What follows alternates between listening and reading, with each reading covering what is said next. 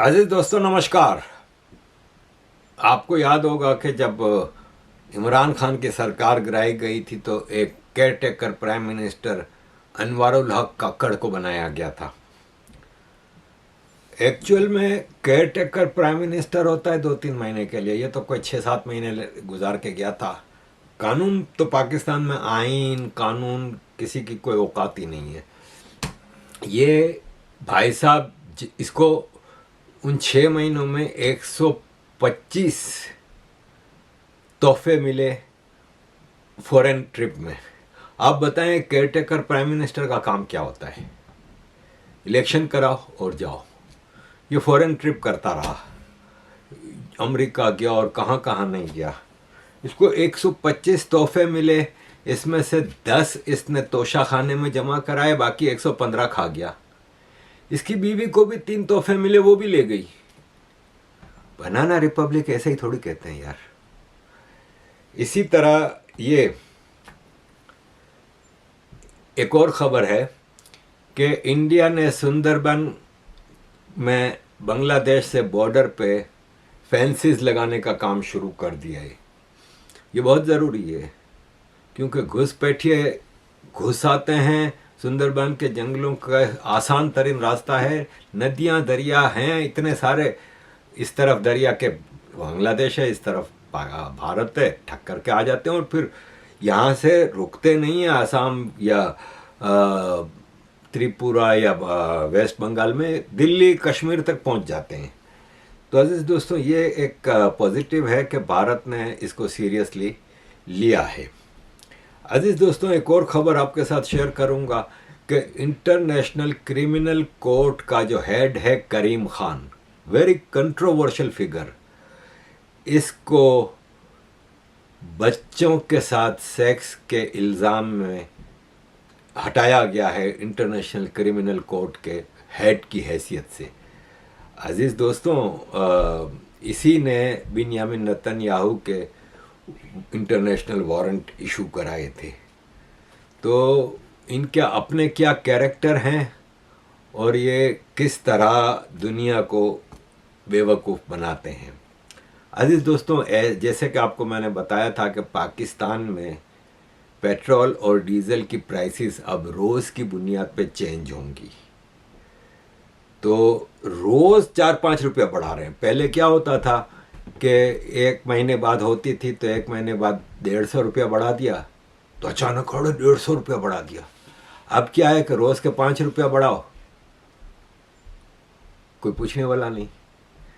Diesel की कीमत 4 रुपये और बढ़ गई, 5 दिनों में 50 रुपया बढ़ी, एक हफ्ते में 57 रुपया बढ़ी। एक हफ्ते में, महीने में 200 होगा ना एवरेज। और फिर ये फवाद चौधरी जो कि खुद सब कुछ जानते हुए कहते हैं कि बांग्लादेश श्रीलंका इंडिया में जनजी निकल आई, हमारे यहाँ निकलती ही नहीं। उस पर किसी ने इसको कहा कि हमारे यहाँ जनजी खुद थोड़ी पेट्रोल खरीदती है, माँ बाप खरीद के देते हैं। लेकिन फवाद चौधरी को नहीं पता कि क्यों नहीं निकलती जनजी। निकली थी ना भाई, इमरान खान के लिए निकली थी, लब्बैक के लिए निकली थी, चाहे गलत कोज निकली थी ना, इमरान खान के लिए निकली थी, बलोचिस्तान में निकली है, केपी में निकली है। तो इनका हाल क्या क्या, लाशों के लाशें बिठा दी भाई। अजीज दोस्तों, पाकिस्तान की तरक्की जो है ना वो किसी से हजम नहीं होती। शहबाज शरीफ ने अभी परसों एक स्पीच की अपने ग्रुप के साथ, गैंग के साथ, ग्रुप तो मैं नहीं कहूँगा, और उसमें कहा कि दुनिया पाकिस्तान से जलती है, पाकिस्तान की तरक्की इनसे हजम नहीं होती। पाकिस्तान की तरक्की है कि इंडिया में 2.5 रुपये की इलेक्ट्रिसिटी का यूनिट है, बांग्लादेश में 3 रुपये का है, अफगानिस्तान में 3.5 रुपये का है, लेकिन पाकिस्तान में 53 रुपये का है। दुनिया की सबसे महंगी इलेक्ट्रिसिटी पाकिस्तान में मिलती है। इकोनॉमी का ये हाल है कि अदनान आदिल कहते हैं कि पाकिस्तान को $19 बिलियन हर साल चाहिए। हर साल पाकिस्तान को $19 बिलियन चाहिए ताकि पाकिस्तान खाली अपने कर्जे की किस्तें और इंटरेस्ट पे कर सके। यानी आपको हर साल कम से कम $25 बिलियन आना चाहिए, चाहे वो लोन की सूरत में, किसी सूरत में, या आप अपने असासे बेच रहे हैं, कुछ भी है अजीज़ दोस्तों। और ये भाई साहब हमें कह रहे हैं कि दुनिया पाकिस्तान की तरक्की से जलती है। सिर्फ अगर आप मुआवजा कर लें, पाकिस्तान 25 करोड़ का देश, मुंबई 2.5 करोड़ का देश, 10 गुना ज़्यादा पाकिस्तान की आबादी। पाकिस्तान की एक्सपोर्ट है $37 बिलियन, मुंबई की एक्सपोर्ट है $50 बिलियन। जीडीपी 378 पाकिस्तान का, 370 मुंबई का, 10 गुना ज़्यादा पॉपुलेशन है पाकिस्तान की। ये $1,600 पाकिस्तान का जीडीपी पर कैपिटा है, जो कि गलत बताया जा रहा है। 16,000 है, 10 गुना ज़्यादा मुंबई का है। मतलब मैं क्या क्या आपको बताऊं, इतनी लंबी लिस्ट है। और अजीज़ दोस्तों खबर सुने, पाकिस्तान ने सऊदी अरब से रिक्वेस्ट की है कि $6.7 बिलियन का तेल हमें सऊदी अरब उधार पे दे, और उधार भी ऐसा कि कभी मांगना नहीं वापस पाई, क्योंकि सऊदी अरब ने जो डिपॉजिट कराए तो वो बढ़ते ही जा रहे हैं, घट नहीं रहे, और फिर जाके ले आते हैं। दूसरी खबर, अमेरिका से $10 बिलियन मांगे हैं ताकि अपनी इकोनॉमी को स्टेबल कर सकें, जिसको साल के $19 बिलियन खाली लोन की किस्तें और इंटरेस्ट भरने के लिए चाहिए। $10 बिलियन से, खैर $10 बिलियन से काफ़ी इनके अपने अय्याशियों के लिए सामान आ जाएगा। तीसरी खबर, पाकिस्तान की सरकार ने हायर ब्यूरोक्रेसी की लग्जरीज के लिए $2 बिलियन का पैकेज अप्रूव किया है। और फिर उसी मीटिंग में शहबाज शरीफ कहते हैं कि पाकिस्तान की तरक्की हजम नहीं हो रही, लोगों से लोग जलते हैं। अब ये कैसर अहमद शेख हैं, ये कह रहे हैं कि हमारी चाइना से जो इंपोर्ट है ना, वो $17 बिलियन की है इंपोर्ट, जबकि हम चाइना को $3 बिलियन की एक्सपोर्ट कर रहे हैं। हमेशा किसी भी कंट्री के दूसरे कंट्री के साथ रिलेशनशिप इस तरह देखी जाती है कि एक्सपोर्ट इंपोर्ट का कितना डिसबैलेंस है। पाकिस्तान 17 बिलियन की इंपोर्ट कर रहा है, 3 बिलियन एक्सपोर्ट कर रहा है। चाइना के साथ फ्री ट्रेड एग्रीमेंट था, कराची हमारा मेन एक्सपोर्ट हब है, लेकिन अब चाइना पाकिस्तान के हालात देख के बिल्कुल इंटरेस्टेड नहीं है कि क्या वो पाकिस्तान के लिए करे। अजीज़ दोस्तों, वर्ल्ड बैंक ने कहा है कि पाकिस्तान है ना, उसकी परफॉर्मेंस इतनी गिर गई है कि हमने इनकी रेटिंग को डाउनग्रेड कर दिया है। कराची सॉलिड वेस्ट इमरजेंसी जो है $100 मिलियन का, वो लगातार तबाही की तरफ जा रहा है, क्योंकि कराची तो पीपल्स पार्टी बिल्कुल तबाह कर रहा है। Weak contract management, institutional capacity constraints, ये वो वर्ल्ड बैंक ने पाकिस्तान की रेटिंग को डाउनग्रेड कर दिया है। अजीज़ दोस्तों, ऐसे में मैं आपके सामने ये एक वीडियो रख रहा हूँ जिसमें पाकिस्तान की इकोनॉमी के हवाले से कुछ बातें की गई हैं। अभी तक उसके जो मसाइल है वो हल नहीं हुए। अब आर्टिफिशियल तरीके से बहुत सारी हम चीज़ें चला रहे हैं। तो पाकिस्तान का जो जीडीपी ग्रोथ रेट है, ये जो साउथ एशिया के 8 ममालिक है उसमें तीसरा कम तरीन ग्रोथ रेट है। 2 ममालिक ऐसे हैं जिनका ग्रोथ रेट जो है वो पाकिस्तान से भी कम है। एक अफगानिस्तान है गालबन, और बल्कि एक अफगानिस्तान है और दूसरा जो मुल्क है वो मालदीव है। तो मालदीव का भी 3% उनकी प्रोजेक्शन है ग्रोथ की, अफगानिस्तान की भी 3% है, और पाकिस्तान की 3.7%। इसके अलावा बाकी जितने भी ममालिक हैं, अगर आप उसकी डिटेल देखें, भारत जो है सबसे ज़्यादा फास्ट पेस के ऊपर ग्रो कर रहा है 7.3%। हमारी हुकूमत कितना मजाक उड़ाती रही है भारत का कि जी वहाँ पे लंबी लाइनें लगी हुई हैं, हमारी बड़ी अच्छी फ्यूल की मैनेजमेंट है, लेकिन उनकी इकॉनमी देखें ना, उसकी इकॉनमी इफेक्ट नहीं हो रही। उसका पहले भी 7.3% ग्रोथ की प्रोजेक्शन थी, अभी भी 7.3% की रेट के ऊपर भारत की इकॉनमी ग्रो करेगी। उसके बाद नेपाल जैसा मुल्क है वो 4.5% भी ग्रो कर रहा है। बांग्लादेश का 3% है, अफगानिस्तान का 3% है, श्रीलंका का 4% है, भूटान 7.2% पे ग्रो कर रहा है। तो आखिर ऐसी क्या वजह है कि पाकिस्तान की इकॉनमी वो one of the lowest paces है, 3 और 3.7 में। IMF भी है, हमारी पॉलिसी भी अभी तक ठीक नहीं है।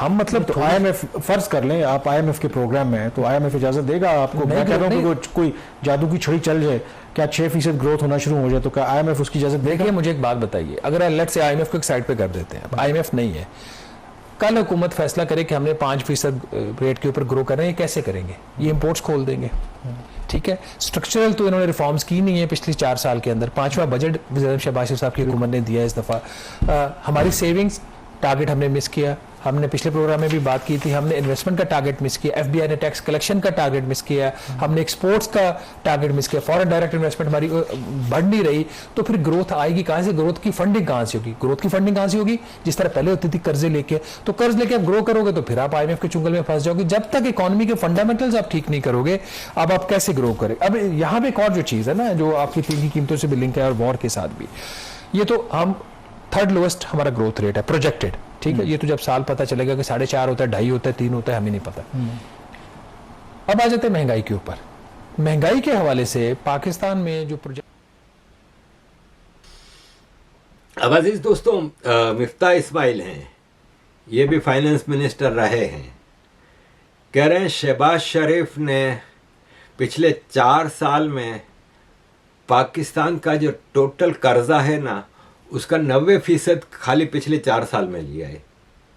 आप सोचें अगले 4 साल में क्या होगा। मतलब आप अंदाज़ा लगाएं कि इस तेज़ी से कर्जे ले रहे हैं और वापस लेने का सोच भी नहीं रहे कि कैसे वापस किया जाएगा। ये हसन जफ़र हैं इकोनॉमिस्ट, इन्होंने कहा कि पाकिस्तान को चाहिए कि पाकिस्तान डिक्लेयर कर दे कि हम बैंकरप्ट हो चुके हैं, क्योंकि अगर हमारा कर्जा हमारे GDP का आधा हो तो ये डिफ़ॉल्ट नहीं तो और क्या है, जबकि हमारा कर्जा ऑलरेडी GDP का 70% हो चुका है। अजीज़ दोस्तों, पाकिस्तान जिस तेज़ी से इकोनॉमिकली डूब रहा है, तो ना इंटरनेशनल डिप्लोमेसी, ना एटम बम, ना आपकी मिलिट्री पावर, कुछ भी आपके काम नहीं आएगा। IMF ने पाकिस्तान को 25 बार बेल आउट किया है। अर्जेंटीना ने 23 बार लिया था, पाकिस्तान ने अर्जेंटीना का रिकॉर्ड तोड़ दिया है। 25 बार IMF ने पाकिस्तान को सहारा दिया है। अजीज दोस्तों, इकोनॉमी का ये हाल है और सोशली आप कहाँ खड़े हैं ये मैं आपको क्या बताऊं कि मौलाना तारिक जमील जो कि सेलिब्रिटी मौलाना हैं, हर सरकार की गोद में जाके बैठते हैं। इन्होंने कहा अभी एक पब्लिक में जो अपने तबलीग कर रहे थे, जहाँ पे ये शराब जन्नत में कैसी होगी, कौन पिला रहा है, अल्लाह पिला रहा है, इस तरह की बातें करते थे, जहाँ हूरों के जिस्म के बारे में बात करते थे, वहाँ उन्होंने कहा कि आयतल कुर्सी अगर आप पढ़ेंगे ना, आयतल कुर्सी कुरान की एक आयत है, अल्लाह ला इलाहा इल्ला हुवल हय्युल क़य्यूम ला ताख़ुज़ुहु सिनतुन, तो यह है कि 70,000 फरिश्ते आपकी हिफाजत करेंगे अगर आप आयतल कुर्सी पढ़ेंगे। और उनके पीछे 4 गार्ड खड़े थे इनके, तो ये खुद 70,000 फरिश्तों की सपोर्ट क्यों नहीं हासिल करते? आयतुल कुर्सी पढ़ के 4 गार्ड क्यों खड़े किए? दूसरी खबर ये है कि अभी वर्ल्ड कप में स्पेन का एक प्लेयर है लामिन यमाल, ये इसका बाप शायद साउथ अमेरिकन है, माँ इसकी मोरक्कन है और इस तरह का कुछ है। ये स्पेनिश नेशनलिटी इसने हासिल की। ये गज़ा के झंडे वंडे भी लेके घूमता है। स्पेन के वर्ल्ड कप फाइनल में इस वजह से पूरी दुनिया का मुसलमान इनको सपोर्ट करता था और इसको इस्लाम का खलीफा बना के दुनिया का सबसे बड़ा मुसलमान बना के पेश किया जा रहा है। और इसको पूछा कि तुमने वर्ल्ड कप का टाटू क्यों नहीं लगाया, तो ये कहता है मैं मुसलमान हूँ, इस्लाम में टाटू हराम है। ये मुसलमान है, हर 6 महीने बाद नई गर्लफ्रेंड बदल रहा है। ये चीज़ें पाकिस्तानी नहीं देखते। गजा का झंडा उठा लिया ना, बस मुसलमान हो गया। तो मुझे कोई पर्सनल वो नहीं है, वैसे भी मुझे उसका कोई फुटबॉलर एज ए फुटबॉलर भी उतना मुझे अच्छा नहीं लगता। वो अभी मेसी, रोनाल्डो नजारियो, कैंपस, माराडोना उस लेवल पे अभी नहीं पहुंचा, ये ना पहुंचेगा। और आखिर में एक और चीज़ बता दूं कि पाकिस्तान ने कराची यूनिवर्सिटी में टीचर्स के लिए टी शर्ट, जीन्स और टाइट फिटिंग क्लोथ्स पहनने पे पाबंदी लगा दी। बहुत जल्द ये भी आ जाएगा कि अब यूनिवर्सिटी की टीचर्स बुर्का पहन के जाएं। सोशल फैब्रिक ख़त्म, इकोनॉमी ख़त्म, आपस में सिक्योरिटी ख़त्म, एक दूसरे से नफ़रतें कौमियतों की बुनियाद पर ख़त्म। पीओजे के बलोचिस्तान केपी में आग लगी हुई है, इनको मस्तियां लगी हुई हैं। थैंक यू वेरी मच अजीज दोस्तों for all your support. Kindly keep supporting.